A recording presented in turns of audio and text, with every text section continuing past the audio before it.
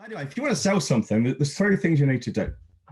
All right, and this isn't a kind of sales, how to do a sales pitch, but it's kind of a bit of a meta level. It's three things to think of. The first is identify a problem. Now we just talked about pain. Well, what pain are you solving? Because we only ever sell anything if it's to solve a problem or cure pain. Same, two facets of the two sides of the same coin. A problem is anything somebody finds troublesome. So what's a problem for me might not be a problem to you. So, for me, a problem might be, I don't know.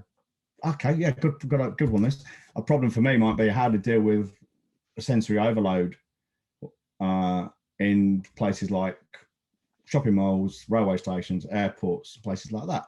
So that means I'm in the market for things like hats with peaks and earplugs, both active and passive, whereas other people might not be. That to me is a problem. That's a pain. A pain to someone else, like say like Gareth's clients who buy very expensive golf clubs and pay a lot of money to learn to play golf, is not a problem for me in the slightest. I wouldn't give a shit. You couldn't sell me golf clubs for any amount of money cheaply, unless I could sell them on to make a profit, because I'm just not fucking interested in golf at all, ever.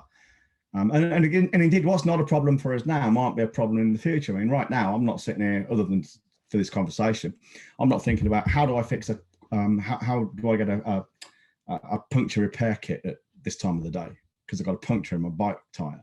But you can bet your fucking bottom dollar, if I was out cycling and all of a sudden there's a fucking blowout, as it happened before, I'm suddenly interested in how the fuck do I fix this puncture.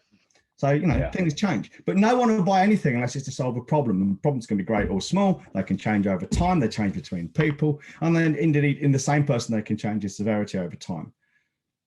But no one buys anything unless they actually want to. And they always buy it to solve a problem. And you can't compel or bore anyone into buying anything or even convince them.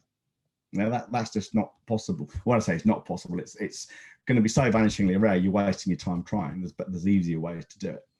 Second thing is once you've done that is twist the knife, all right? Often it's as simple as echoing their own words back to them. Like the graphic designer, the photographer and her husband, the plumber, who said to me, our problem is we're not making enough money to get shitty clients and we don't know where the next sale's coming from. The classic three. Okay, and the result of the consequence of not getting that problem solved is we're going to have to move back in with my mother, which is my husband's mother-in-law. Can you imagine the pain of that? Seriously, I mean, that's just fucking agonizing. Oh, the thought of it gives me fucking shivers. Well, when I had the sales conversation, I capitalized on that. Of course I fucking did. They've just told me what their worst nightmare is. Why would I not say back to them, well, okay, so if you don't do this, there's a good chance you're going to move back in with your mother-in-law. You've already told me this. Is that what you want? No. Well, there's nothing sleazy about that. It would be sleazy if I just made it up. Yeah, that would be sleazy. It would be sleazy if I then started saying, and what about your poor children, that kind of thing. But there's nothing wrong. Oh, seriously, that would be sleazy. But there's nothing wrong. If someone's told you what their fears are, there's no point, there's nothing wrong in reminding them of those fears. Yeah. You contacted me for a reason. You just told me, well, let me remind you of why you contacted me. Yeah. No? So you twist the knife and then just offer them the solution. As I've already said before in previous episodes, if you understand their problem, you show them you understand their problem and their pain, which is kind of what you do when you twist the knife, because you dig into it, literally and figuratively. Then they will trust you, how to offer the solution. Now, this is all predicated, by the way, on you telling the truth. I mean, if you can't solve their problem, for fuck's sake, say so. If you're one of these people who sells a widget and you think it's a hammer and every problem's a nail, go somewhere else. I'm not interested in dealing with you, because we could not solve every marketing problem that comes to, or every business problem that people come to us with, because sometimes they don't have a viable business. Sometimes they've got problems we can't really help them with, such as say they've got staffing problems. It's not really our bag, is it? No, not if that was their biggest. Yeah. If someone, that's exactly what I'm saying. If someone comes to us and they say, yeah, business is great, systems are great, but we just can't get the right staff, other than telling them to treat their recruitment as a marketing exercise, which we could help them with probably, I'd send them to someone else who deals with those things. That's not my area. Yeah, it's like the guy I said before, the bike shop owner wouldn't sell a kid the wrong bike. Well, I won't sell a kid the wrong bike, metaphorically. Yeah. I won't sell someone something that's not right, in my opinion. Yeah. And there's no point in me being dishonest about it. You can sell something like that to someone once, but you won't make any repeat sales, and you get yourself a shitty situation. No, and you get found out very quickly. Found out very quickly, because they'll go, hang on a minute, this is my big problem. You told me you could help me fucking sort it.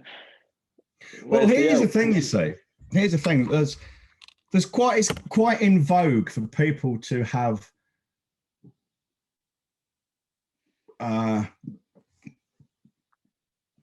like with Taki Moore. We were in black belt for a while, and I'm not including Taki in this, by the way. He's a counter example, which is why I'm using him. They've got this thing where they teach people like us, or they give people like us systems to help sell high-end programs of various kinds. And we got some great stuff from Taka. Okay. But there are people out there who do a similar thing, usually focusing on coaches, and you know exactly what I'm speaking about now. He's the guy who talks about how God wants you to be rich. Yeah. They will sell this thing which is guaranteed to solve your problem. But if it doesn't, they'll tell you things like you've got the wrong mindset, or you're doing it wrong. That's deeply unscientific. It's what's called an unfalsifiable hypothesis. It works every single time if you do it right. It's not scientific.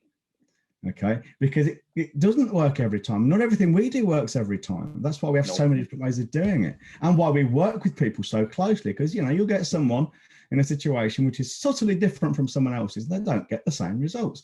And then it's hard work. That's why we're mentors and not coaches. Yeah. So, it's duplicitous to sell people a solution which always works. It's dishonest in the extreme. And we don't do it. So anyway, that's offering the solution. So identify the problem, twist that fucking knife, and then offer the solution, assuming you actually can solve it. Easy peasy, lemon squeezy. It's not hard. It's not like my dick.